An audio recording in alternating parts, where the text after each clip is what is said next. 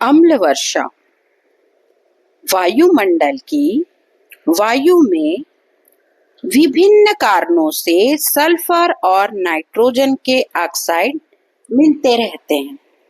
वायुमंडल में वायु के विभिन्न कारणों से सल्फर और नाइट्रोजन के ऑक्साइड मिलते रहते हैं।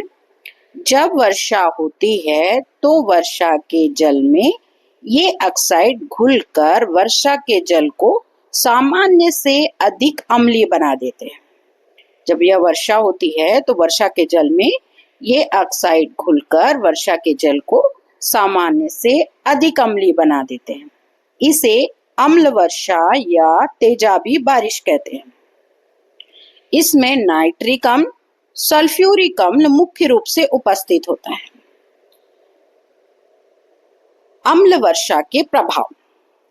अम्ल वर्षा के कारण पौधों के पत्ते पहले पीले पड़ जाते हैं, फिर नष्ट हो जाते हैं। पहला प्रभाव है अम्ल वर्षा के कारण पौधों के पत्ते पीले पड़कर नष्ट हो जाते हैं।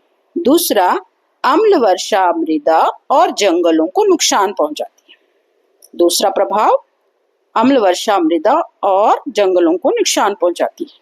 तीसरा, जल स्रोतों को भी प्रदूषित कर देती है, जिससे इसमें मछलियां, बहुत सारी प्रजातियां विलुप्त हो जाती हैं और ये मानवीय स्वास्थ्य के लिए भी हानिकारक होती हैं।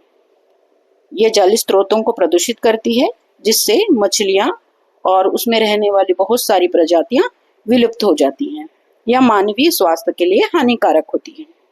अगला है अम्ल वर्षा भवनों, मूर्तियों, विशेषकर पत्थर, संगमरमर से बनी हुई वस्तुओं से अभिक्रिया करके उनको खराब करती है। जैसे आगरा में स्थित ताजमहल का भी चरण होना। ये सभी अम्ल वर्षा के प्रभाव होते हैं।